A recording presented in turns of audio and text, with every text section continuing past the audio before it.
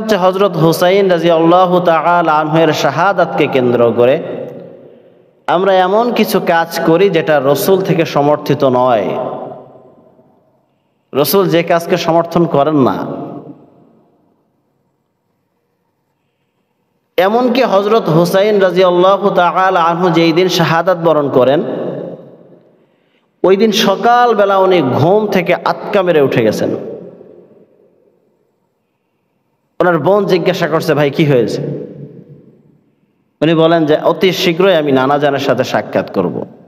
তখন বোন হাও মাও করে কেঁদে উঠছে, বুঝে ফেলছে যে ভাই আর থাকবে না।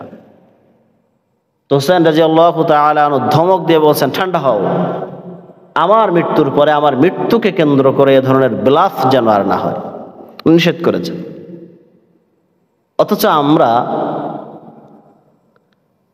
রাসূল সাল্লাল্লাহু আলাইহি ওয়াসাল্লামের নাতির জন্য যেইভাবে জীবন উৎসর্গের পথে নেমেছি এটা রাসূল পছন্দ করেন না। এখন হয়তো অনেকে বলবো যে এদের হুসাইনের প্রতি মহব্বত নাই। অবশ্যই আছে, থাকবে না কেন? হযরত হুসাইন রাদিয়াল্লাহু তাআলা আনহু এমন একজন সাহাবী যিনি জান্নাতের যুবকদের সর্দারদের একজন, রাসূল সাল্লাল্লাহু আলাইহি ওয়াসাল্লামের কলিজার টুকরা, রাসূল সাল্লাল্লাহু আলাইহি ওয়াসাল্লাম যাদের আনন্দের কারণ ছিলেন, যাদের মুখে একটু হাসি দেখার জন্য নিজে ঘোড়া হয়ে গেছেন, নিজের কাঁধকে ঘোড়া বানিয়ে ফেলেছেন, তাদের ক্ষুধা সহ্য না করতে পেরে রাসূল সাল্লাল্লাহু আলাইহি ওয়াসাল্লাম নিজের জিহ্বা দ্বারা যাদের ক্ষুধা নিবারণ করেছেন,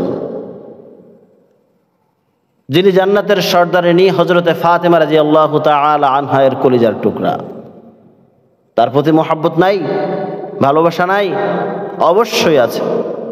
তাই বলে ভালোবাসার নামে বেদাত চালু করা যাবে না।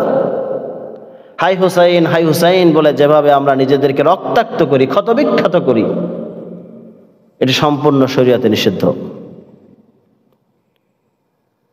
এক তো হুসাইন রাদিয়াল্লাহু তাআলা আনহু নিজেই নিষেধ করেছেন, অপরদিকে রাসূলুল্লাহ সাল্লাল্লাহু আলাইহি ওয়াসাল্লাম বুখারী শরীফের 1294 নম্বর হাদিস, এই হাদিসে ইরশাদ করেন, লাইসা মিন্না মান লাতামাল খুদুদ ওয়া শাক্কাল জুয়ুব ওয়া দাআ বিদাওয়াল জাহিলিয়া। যে ব্যক্তি শোকের কারণে চুয়ালে চপটাঘাত করে, জামা ছিঁড়ে ফেলে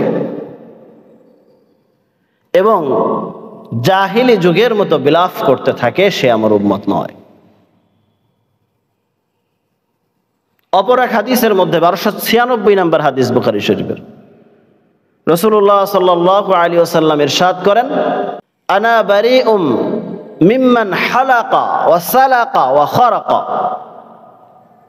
যেই ব্যক্তি শোকের কারণে মাথা মুন্ডিয়ে ফেলে,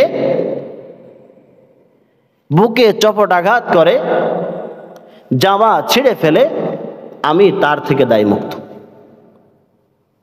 তাহলে আমরা যে করি এটা করা যাবে না।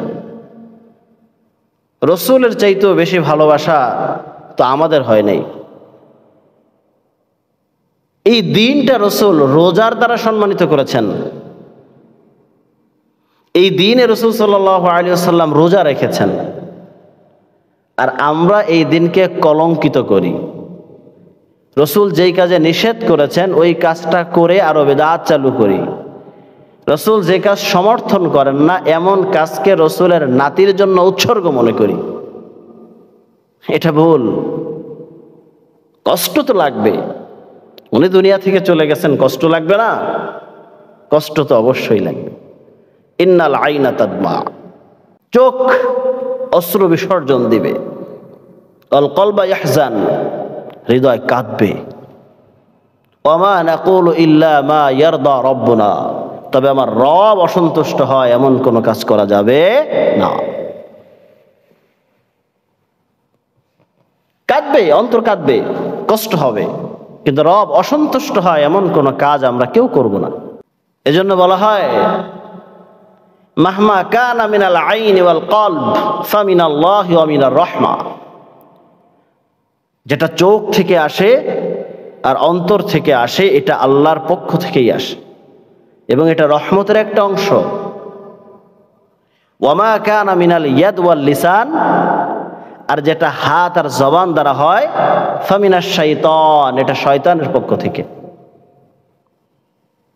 হুসাইন রাদিয়াল্লাহু তাআলা আনহুর শাহাদাত বরণ করলেন। হৃদয় কাঁপবে না, এটা একটা মুমিনের হতে পারে না। চোখ দিয়ে পানি ঝরবে না, এটা একটা মুমিনের পক্ষে সম্ভব হতে পারে না। চোখে পানি আসবে, হৃদয় কাঁপবে। তবে হাত দ্বারা চড়াচড়িও করা যাবে না, জবান দ্বারা বিলাপও করা যাবে না। এটা শরীয়তের শিক্ষা। এজন্য আমরা চেষ্টা করব যে এগুলো থেকে বিরত থাকার।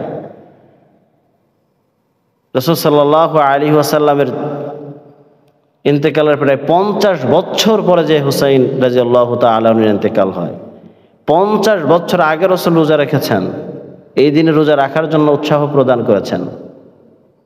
এমনকি রোজা, আমাদের রমজান মাসের রোজা ফরজ হওয়ার আগে রাসূল এই রোজাকেই গুরুত্ব দিতেন। এরপর যখন ফরজ হয়েছে তখন রাসূল সাল্লাল্লাহু আলাইহি ওয়াসাল্লাম বলে দিয়েছেন, যার ইচ্ছা রাখবে, যার ইচ্ছা ছেড়ে দিবে। তাহলে বুঝলাম এই দিন বিলাপ করার দিন নয়, এই দিন রোজা রাখার দিন। রাসূল রোজা রাখার আমল এই দিনে খুব বেশি পছন্দ করতেন। এজন্য আমরা প্রত্যেকেই রোজা রাখবো।